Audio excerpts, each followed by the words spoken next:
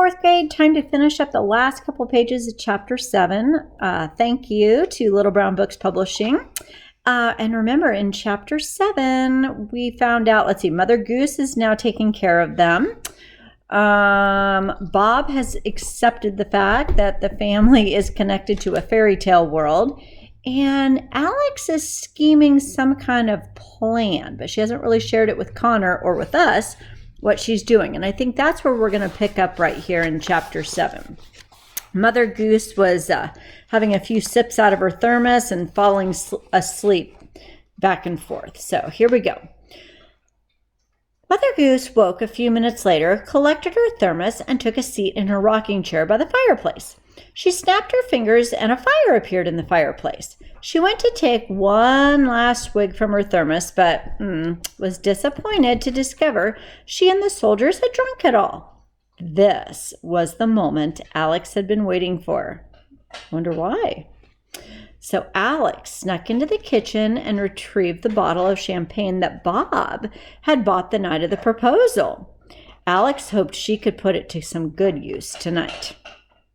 Mother Goose began to doze off again in her rocking chair when she was suddenly awoken by a loud pop. Well, hello, Rowan. It looks like he's going to join us for part of Read Aloud. Let's see how this works out. Oh, perfect. Anyway, a loud pop. Care for a refill? Alex asked and gestured to the empty thermos Mother Goose held in a tight grip. Oh, that is so very kind of you, Mother Goose said. A little discombobbled, she held up her thermos and Alex filled it all the way to the top and set the champagne bottle aside. You've got a heavy pour. Now that's my kind of girl, Mother Goose said as she took her first sip. This is really good stuff. Are you sure it isn't being saved for a special occasion? Well, Bob was saving it for when he was going to propose to my mom, but that kind of all went out the window when she got kidnapped. Yes, I suppose it did. Huh, kids as good as these two, the two of you, shouldn't go through what you've been through, Mother Goose said kind of sadly and lovingly as she stroked Alex's hair. Her eyes were sad, but grew even heavier and glossier with every swig of the thermos that she took. Alex almost had her right where she wanted her. Connor and I, we've been through so much together, and we've always been capable of handling anything that came our way, Alex said. So I'm sure you can imagine why it is so frustrating just not knowing anything. It doesn't matter how fast we had to grow up. We're still being treated like children. At that, a loud snoring came from Mother Goose. She dozed off again. Alex tapped her until she was awake again. Whoop, Mother Goose said with one eye open. What were you saying, honey? Alex thought really fast. Mother Goose was somewhere between consciousness and dreamyland. Alex wanted to take full advantage of this. So you were just telling me about how bad it was in the fairy tale world, Alex said, nodding her head a little too convincingly. Mother Goose bobbled her head up and down. Things are bad, to say the very least. Vines and thorn bushes still growing everywhere on the east, she said, and then she looked down. I think maybe I've had too much bubbly. The room seems to be spinning.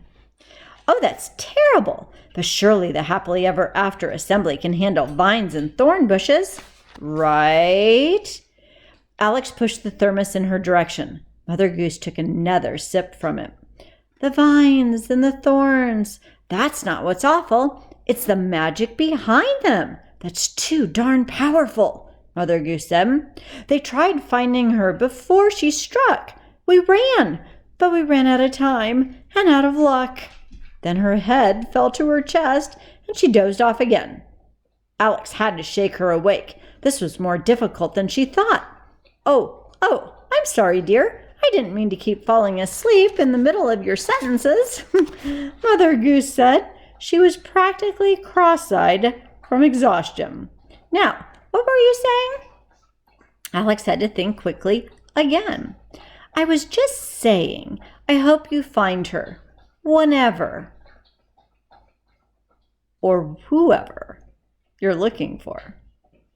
Mother Goose nodded. She gently tossed the side of Alex's face. Don't fret on this idea. They'll soon find an Esmia, Mother Goose said. What do you think? Erzmia?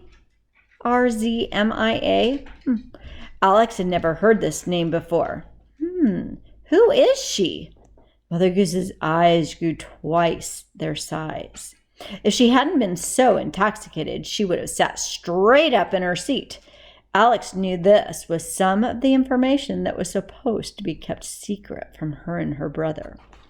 Oh dear, Mother Goose said, as she hiccuped.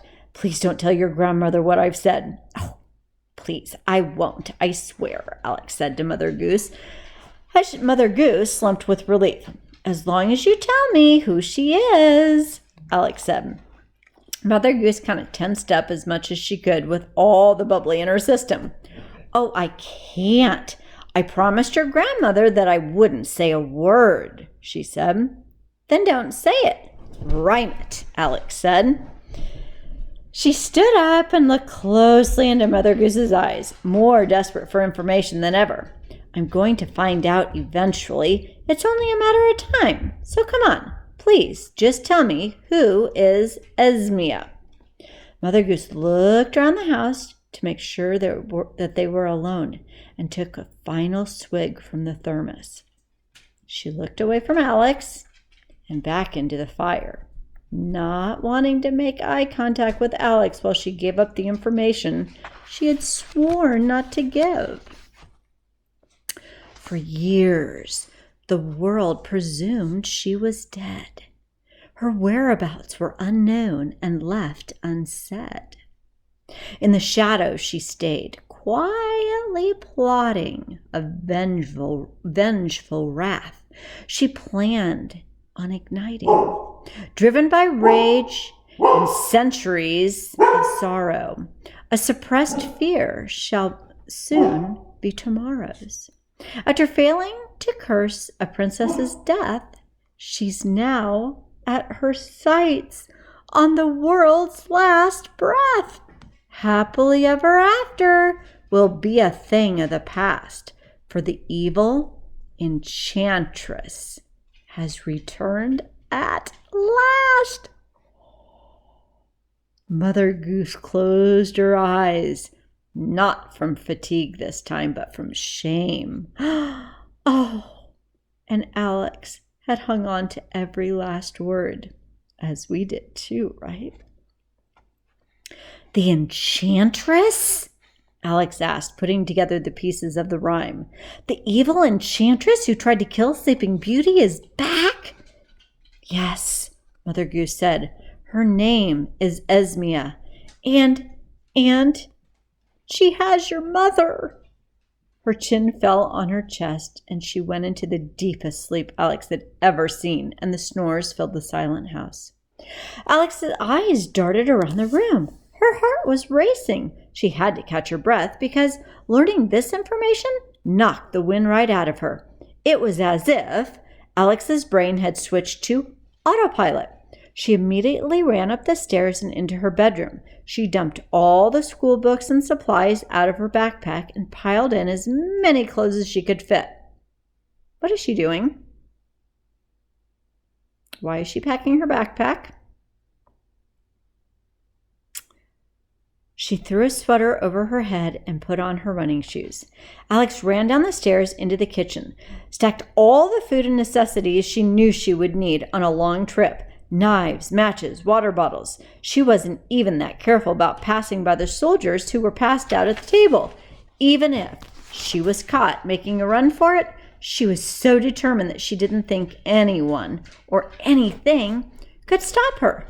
She went out the front door and steered her bike off the porch and into the street. She glanced back at all the gnomes, and while they remained completely still, she knew the soldiers inside were anything but. I know you can't stop me because I'm not in any danger, Alex called out at the gnomes. Yes, she said under her breath. Then she pedaled off into the night as fast as she could. knowing it'd only be a matter of time before one of the soldiers or Mother Goose came after her. Alex didn't have much of a plan, but she knew where she was headed. Where? Well, she is going to Grandmother's cottage up in the mountains.